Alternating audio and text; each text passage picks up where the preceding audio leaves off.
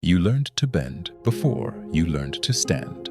They told you to be flexible, go with the flow, read the room. Don't make waves, so you did. You bent at work when they kept piling it on. You bent in relationships when respect started slipping. You bent when your body said, slow down, and your mind said, enough. You called it being grown. You called it being smart. You called it strength. But bending became your default setting.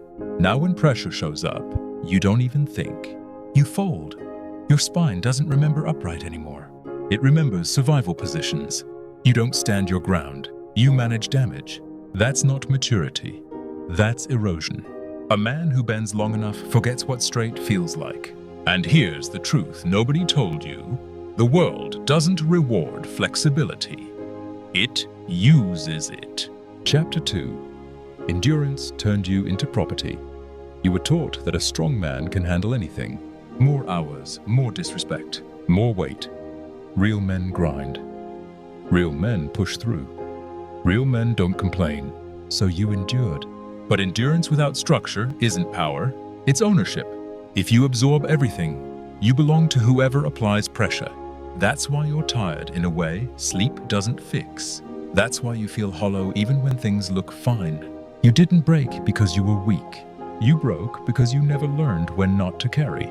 A spine isn't meant to carry infinite load. It's meant to stay vertical. Chapter 3. You don't react, you get triggered.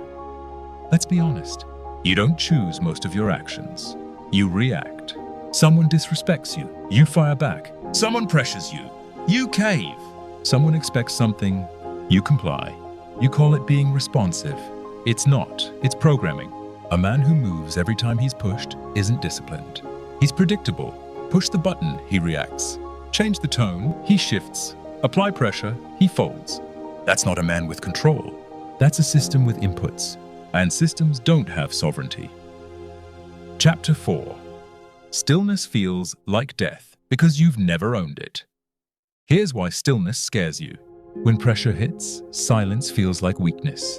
Pause feels like losing. Not responding feels like surrender. So you move fast. You talk fast. You explain fast. You mistake speed for power. But speed without center is panic. Stillness isn't freezing. Stillness is choosing not to be dragged. A man who can sit in pressure without moving owns the moment. Everyone else is just reacting to noise. Chapter 5. The 10-second rule that exposes you. Here's the test you've been avoiding. When pressure hits, don't move for 10 seconds. Not physically, internally. Feel the heat rise. Feel the urge to explain. Feel the instinct to defend. And don't release it, that discomfort you feel. That's not danger. That's withdrawal.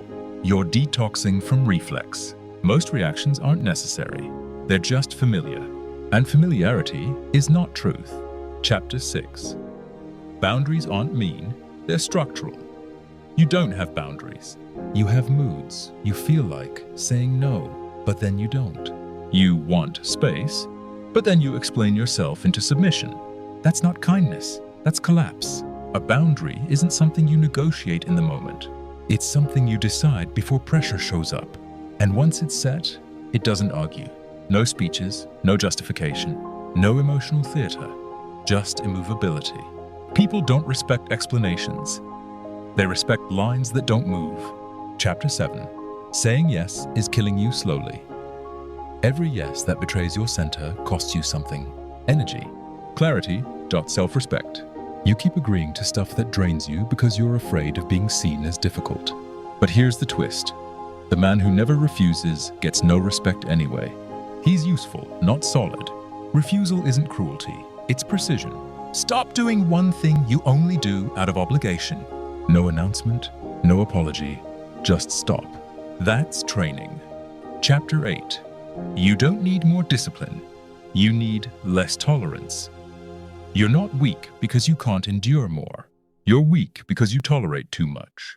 Bad habits, draining people, meaningless commitments. You manage what should be removed.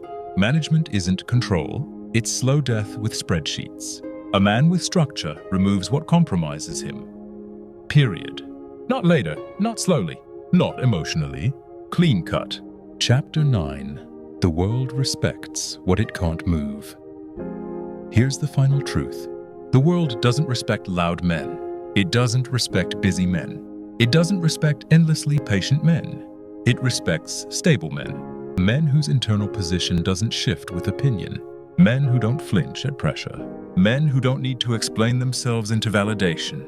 When you stop moving, the world adjusts. Not because it's kind, because resistance forces recalibration. Chapter 10. The rule: when pressure arrives, pause.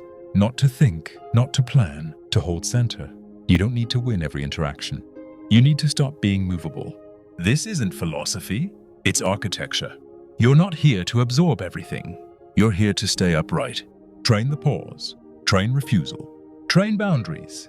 And over time, you won't try to be solid. You'll just be. This is the rule. This is the standard. This is discipline.